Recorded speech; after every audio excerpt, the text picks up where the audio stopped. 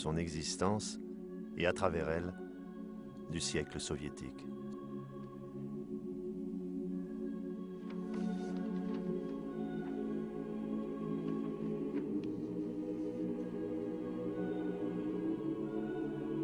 Pour dessiner ces fusils, toujours très riches de détails, il s'inspire directement de ces journaux répertoriant armes de chasse et de guerre qui sont familiers aux Russes.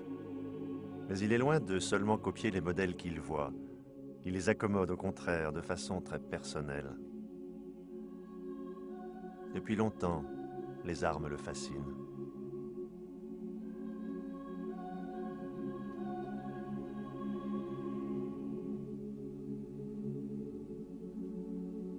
La nature est présentée dans les travaux de Lobanov avec une grande sensibilité, avec tendresse même.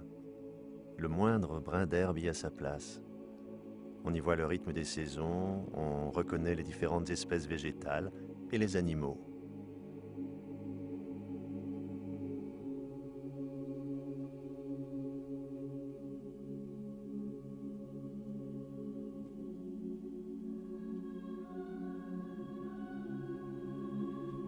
Quant au portrait et autoportrait, c'est toute une affaire. Là aussi, il s'est manifestement inspiré de son environnement et surtout des journaux de propagande.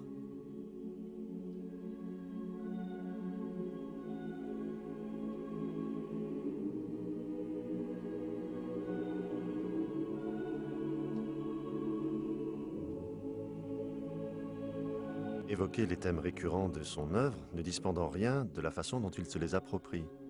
Car le travail de Lobanov révèle une incroyable capacité d'assimilation.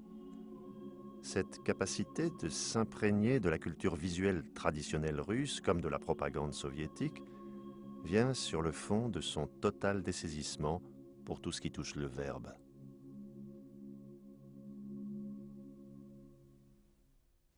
Mais il a une écriture très appliquée qui prouve qu'il a maintenu la maîtrise du graphisme toute sa vie, en fait. Oui. Donc je ne pense pas que c'était un analphabète. Il avait probablement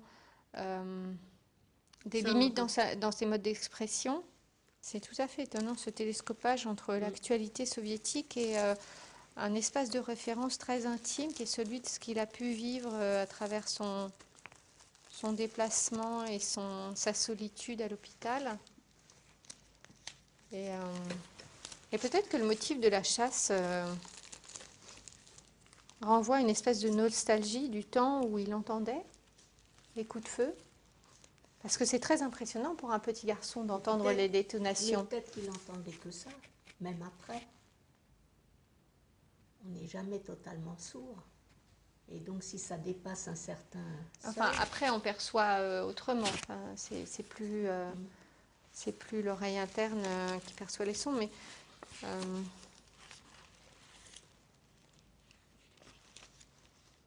de toute façon, cette fascination des armes, elle renvoie aussi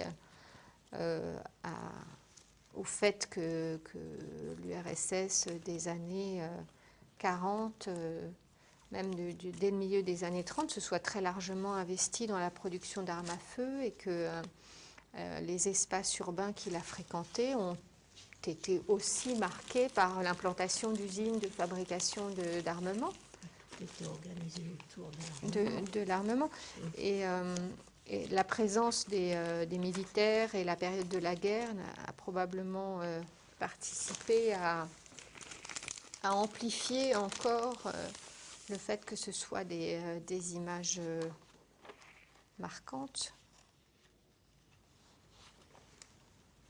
Je pense que c'est un miroir tendu à la réalité à laquelle il participe et dans laquelle il vit, où il voit des choses qui relèvent de registres tellement différents qu'on ne peut pas caser ensemble ces images-là, qui sont totalement artificielles parce qu'elles ne sont vécues que par une toute petite partie de la population, et puis ces images-là qui renvoient à un quotidien martelé aussi à travers les informations, la presse. Je pense que l'œuvre de Lobanov est un miroir tendu à l'Union soviétique, au quotidien de l'Union soviétique et à cette dimension parfaitement ordinaire d'un effort de guerre. Je ne pense pas que ce soit un discours critique. Il y a énormément de sincérité. Non, je pense que il ne fait que mettre en image une certaine forme de légitimité de l'armée, des armes, de la guerre. C'est une page qui est consacrée à l'illustration du confort et de l'aisance du peuple soviétique, qui montre à la fois l'archétype d'un intérieur domestique des années 60, l'urbanisation en marche avec un certain nombre de petites maisons construites en béton, qui sont le symbole aussi d'un processus urbanistique en cours. Et au dos, on trouve en fait un dessin qui renvoie symboliquement au revers de cette société idéale que les journaux construisent à grands coups de clichés noirs et blancs, qui est cette obsession, cet investissement dans l'équipement militaire et cet effort de guerre ou cet effort d'armement qui était celui de l'Union soviétique de l'époque. L'Union soviétique s'est confortablement installée dans une logique, dans une image de vainqueur de la Deuxième Guerre mondiale, par les armes, par l'effort et le sacrifice de guerre. Donc il y a une très grande légitimité de ce discours de la conquête, du mieux-être par les armes. Il n'y a rien de... L'armée, ce n'est pas quelque chose qu'on cache. C'est extrêmement noble ou prestigieux de faire des études dans des lycées ou dans des écoles militaires. C'est extrêmement prestigieux de faire une carrière dans l'armée.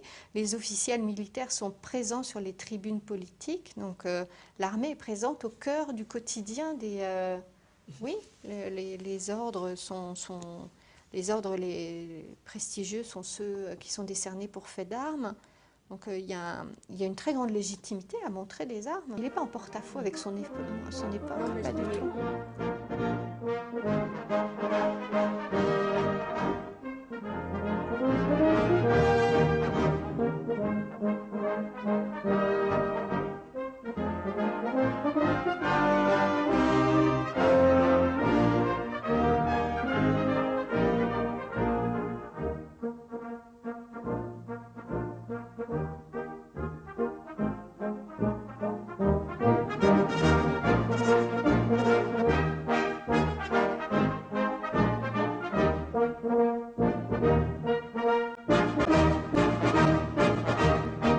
C'est une des pages de son petit carnet de croquis Cette page est précédée de dizaines d'autres où il y a énormément d'armes reproduites. Et sur celle-ci en particulier, il y a une petite mention. Il y a marqué Glukhoy, c'est sourd, Niemoy, muet, Lobanov Alexandre Pavlovitch, donc c'est son nom complet, Rysovanie, dessin, Atlichna, magnifique, très bien. Et il répète là, Lobanov, Chto Rysovanie, Rysuy Atlichna. Alors c'est une forme impérative, dessine bien. Il affirme. Et je pense qu'il était très conscient de son identité d'artiste handicapé, de la maîtrise de son art. Il était conscient de bien dessiner. Il était conscient d'être privé des autres moyens de son expression de par sa surdité. Moi, ce qui me fascine, c'est qu'on a toujours une vision de l'Union soviétique comme un espace d'enfermement, bon, ça c'est pas forcément à tort, mais de privation de liberté. Et ce dont on s'aperçoit, c'est que c'est un artiste handicapé qui a passé la plus grande partie de sa vie dans un établissement fermé, et qui a eu la possibilité de s'exprimer et de produire une œuvre extrêmement foisonnante, extrêmement riche et un nombre de dessins, de peintures absolument vertigineux. Là où on pense que l'enfermement, c'est l'absolu, c'est un hôpital psychiatrique au sein d'une dictature. Donc on pense que c'est vraiment pas l'endroit où la liberté d'expression est possible. Et on s'aperçoit que dans ce petit hôpital de campagne, on lui a laissé la possibilité de s'exprimer et qu'on a probablement favorisé son expression en lui donnant les moyens de le faire. On ne l'a pas privé de papier, on ne l'a pas privé de crayon, on ne l'a pas privé de sources de documentation, on lui a donné les moyens de nourrir son imaginaire et de produire ce qui probablement le rendait fondamentalement heureux, de dessiner ses motifs. Triste, hein, son œuvre. Non, il y a une part de... Je ne sais pas si c'est de la joie, c'est quelque chose comme du contentement ou de la satisfaction, quelque chose... je ne sais pas si c'est du bonheur, une image du bonheur, mais je crois que quand il dessine, il est content. Il faut s'imaginer les heures qu'il a dû passer à son travail. Hein. À 21 ans, c'est l'asile. Après la mort de son père à la fin de la guerre, la mère de Lobanov ne sait plus comment gérer ses crises violentes et le confie en 1945 à l'hôpital psychiatrique de Iaroslavl. Violence politique, violence de guerre, violence intérieure se mêlent là pour Lobanov. Il sera transféré en 1947 à l'hôpital psychiatrique d'Afonino, où il restera jusqu'à sa mort en avril 2003. Il avait 79 ans. Ce n'est pas une apologie du socialisme ou de l'Union soviétique que Lobanov véhicule. C'est un miroir tendu au poids de ces images sur le quotidien. C'est un homme ordinaire et c'est le quotidien, voilà à quel point le quotidien des soviétiques est imprégné de cette iconographie qui est bien sûr est porteuse d'un message politique, mais il n'y a pas de slogan repris. Je pense qu'il est impensable que Lobanov ne soit montré qu'à l'extérieur. Il y a des choses à faire comprendre, il y a des choses à montrer en Russie et aux Russes à partir de ses œuvres. Et au-delà de son histoire personnelle, qu'en est-il de son lien avec son époque? Il ne semble pas que sa maladie l'ait abstraite des événements politiques qui ont tissé l'histoire de la Russie au XXe siècle, mais plutôt que celle-ci l'a mis en résonance d'une façon singulière avec ces événements.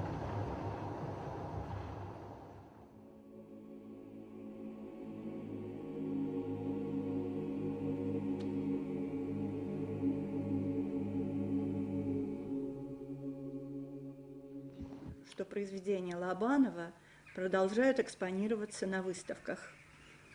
В Ярославле прошло несколько выставок. Je me réjouis beaucoup de ce que les œuvres de Lobanov aient été exposées à Yaroslav, en France, en Suisse, au Danemark et encore dans d'autres pays. Зная историю места, с которым связана была жизнь и самого Лобанова, и его Compte tenu des семьи, origines de предков, Lobanov et de sa vie, on peut dire que cette œuvre parle beaucoup plus de l'histoire de la Russie et de notre tragédie que bien des œuvres d'artistes professionnels. Может сказать об эпохе, о времени, о судьбе поколений, о трагедии нашего государства и его людей. Сейчас снимается фильм. Он как бы выбирает Pour la réalisation de ce film, de nouveaux éléments ont été collectés qui élargissent nos connaissances non seulement sur la vie et l'œuvre de Lobanov, mais aussi sur une page de l'histoire de notre pays. дает возможность соприкоснуться с разными страницами истории. И в комплексе, в принципе, вот в контексте всего этого материала еще более значимым становится творческое наследие этого, но я говорю художника, потому что действительно художника, C'est vraiment l'œuvre d'un grand artiste, par ses qualités esthétiques et créatives, et en même temps un document historique.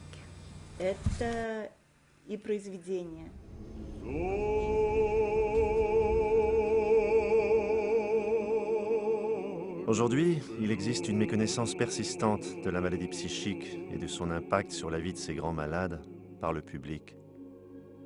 La confusion s'accentue et parfois même est exploitée quand surgit une œuvre asilaire et rare comme les celles de Lobanov. Dans ce contexte, à qui appartiennent les œuvres d'Alexandre Pavlovitch Lobanov, qui n'a créé et vécu qu'à l'hôpital d'Afonino?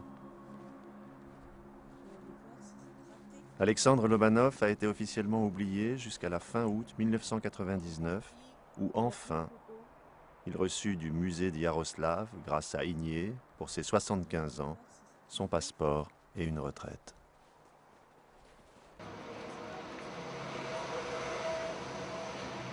L'œuvre d'Alexandre Pavlovitch Lobanov, aux prises à une reconnaissance mondiale, voit sa cote monter depuis quelques années. Les collectionneurs et autres marchands se pressent pour acquérir au moindre prix quelques travaux de cette œuvre unique. À qui devraient revenir les produits croissants de cette renommée?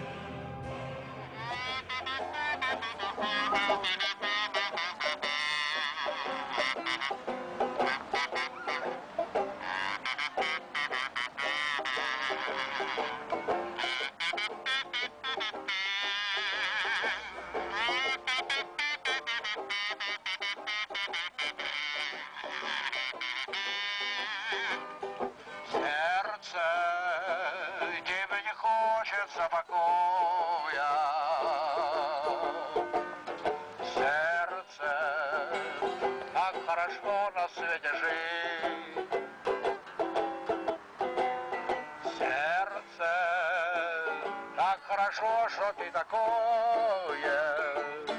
Спасибо,